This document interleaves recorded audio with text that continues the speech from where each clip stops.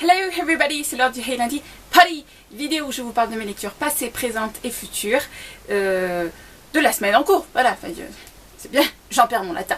Voilà, alors cette semaine je vous fais pas de partie graphique, j'en ai beaucoup lu, seulement j'ai envie de vous tourner un otaku time.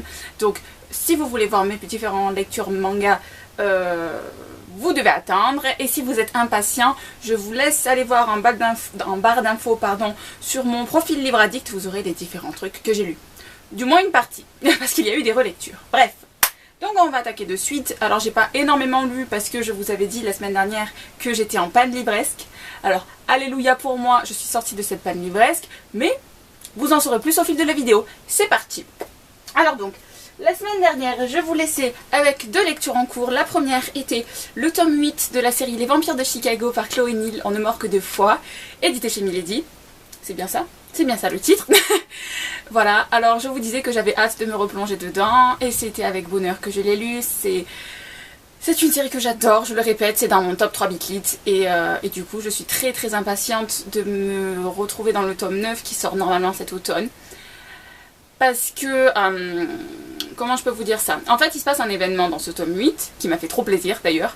Seulement, pendant la lecture du tome, vu qu'il y a énormément de choses parce que c'est un Bitlit, cet aspect que j'ai aimé a été complètement zappé. Et il revient genre à la dernière page pour vous faire une piqûre de rappel. Et je pense que donc le tome 9 va être drôlement influencé par cet événement-là. Ça vous laisse sur un mini cliffhanger et je veux savoir comment ça va se résoudre. Donc voilà, très addictif, plein d'action, toujours autant rempli des personnages que j'apprécie de cette série. Donc évidemment, je vous le recommande fortement.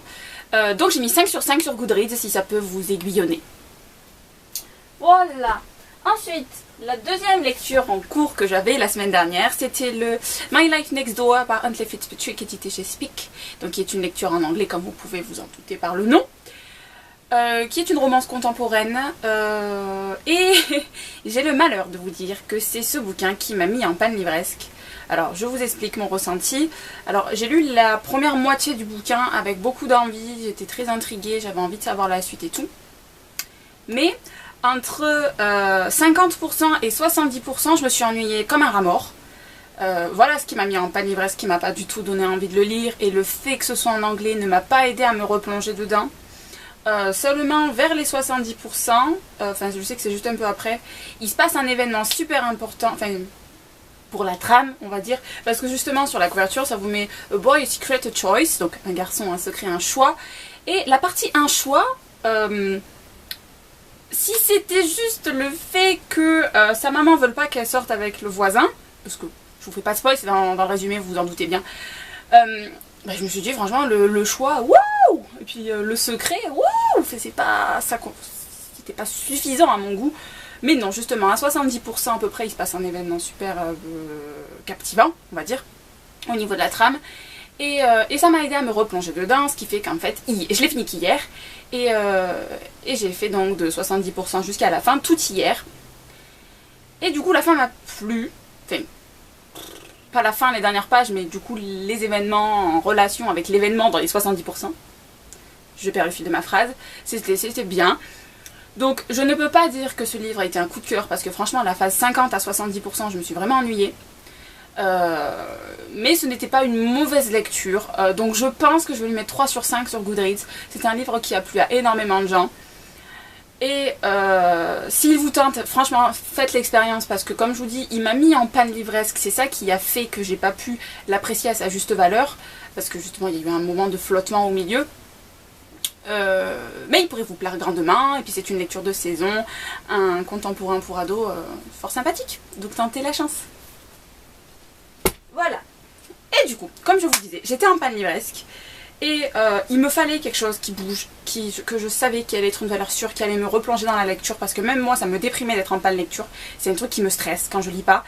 Et du coup, j'ai pris un livre que je comptais relire. Donc il a parfaitement rempli son job, parce qu'il m'a quitté de ma panne livresque, mais en une journée. Une journée, c'était fini. Et donc, l'autre jour, je me suis refait le tome 1 de Felicity Hadcock, Les Anges mordent aussi, par Sophie Jomain, édité chez Rebelle. Vous pouvez aussi le trouver en édition chez J'ai lu si vous voulez tenter l'expérience en poche. Et c'est Felicity, lui aussi, top 3 Bitlit. Donc en ce moment je me fais que des lectures bonheur en Bitlit parce que donc je suis sur mes 3 séries préférées en alternance. Oh, purée, je recommence à avoir chaud, mon éventail.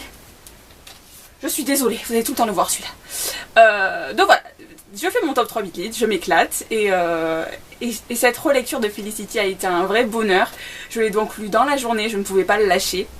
Même si j'avais donc My Life Next Door à côté, je pouvais pas ne pas lire Felicity. J'ai adoré, j'ai ressenti les mêmes émotions que j'ai ressenties dans ma première lecture. Je suis toujours autant amoureuse de Stanislas, même s'il y a des moments j'ai envie de le frapper. Terence, j'ai toujours la relation mi-chaud mi-froid que j'avais eue à ma première lecture. Donc c'est vraiment un bonheur de retrouver les répliques sarcastiques de Felicity. Toutes les choses qui lui arrivent alors qu'elle n'a rien demandé, enfin c'est vraiment un bonheur. Et vous vous doutez bien que le tome 2 arrivera très très vite sur la chaîne et je pense que vous le verrez dans ma vidéo de la semaine prochaine. Voilà! Donc ça c'est toutes mes lectures papier. Donc mine de rien, j'ai quand même fait plein de pages pour une fille qui était en panne d'ivresse que je trouve. Donc voilà, donc là on va arriver à mes 3 lectures en cours parce que c'est très très mal, mais j'en ai 3. Alors donc la première, oula, si je prends pas mon téléphone pour vous montrer les couvertures, on va pas s'en sortir. Alors la première qui tombe en main.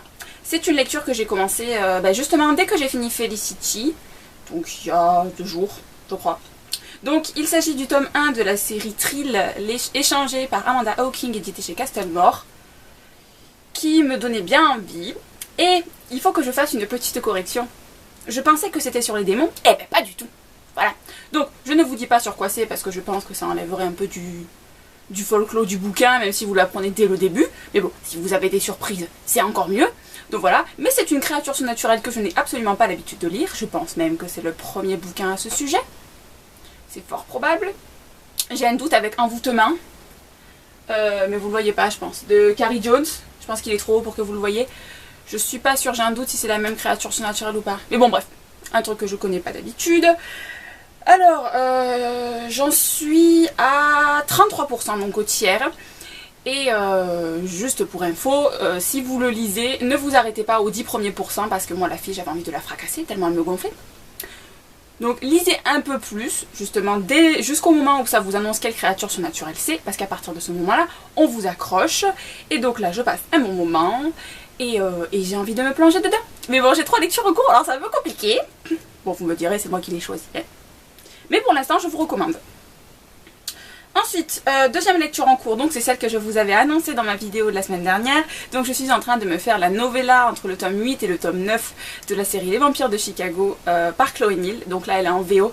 Donc c'est la novella Howling for You qui est plus basée sur Jeff et Fallon. Donc Fallon c'est la petite sœur du chef des Lycans. Et, enfin des métamorphes quoi. Et des loups-garous, je m'en sors pas. Voilà, et vous avez Jeff qui est l'informaticien du grand-père de Mérite. Et ça fait 77 pages seulement, justement, côté anglais, j'étais plutôt occupée avec My Life Next Door, donc je ne m'étais pas trop plongée dedans.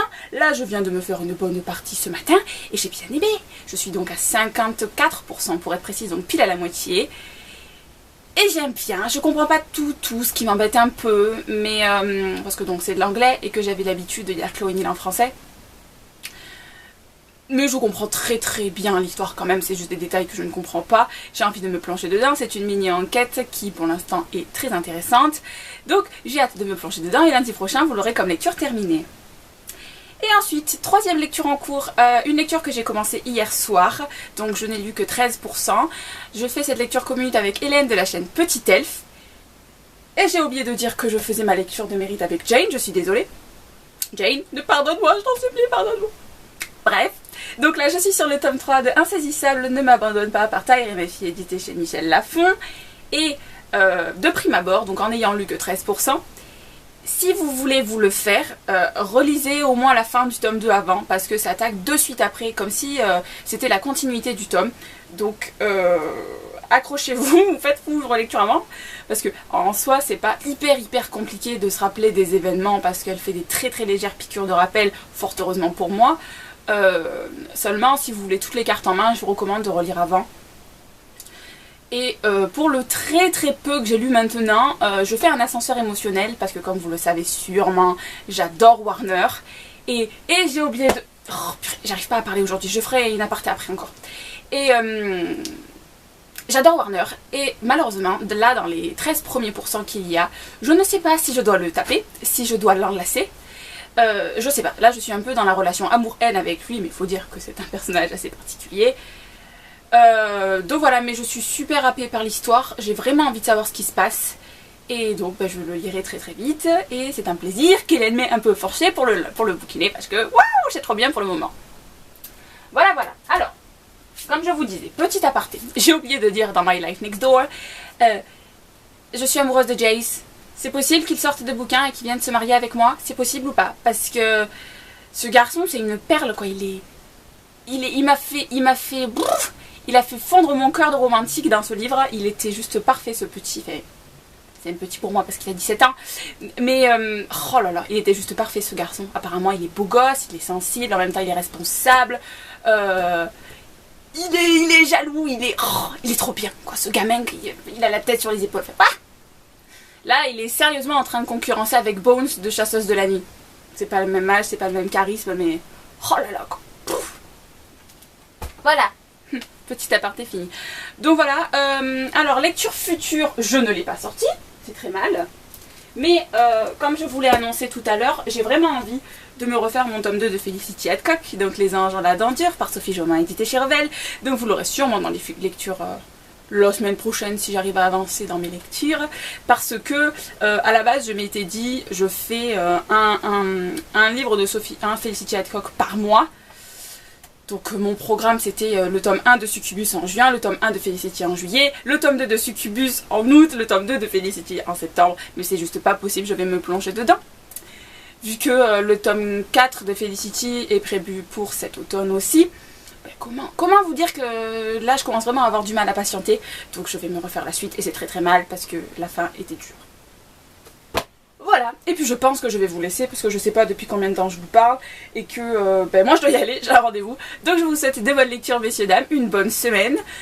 Si vous êtes en vacances, profitez à fond les ballons, si c'est pas le cas, bon courage, bye.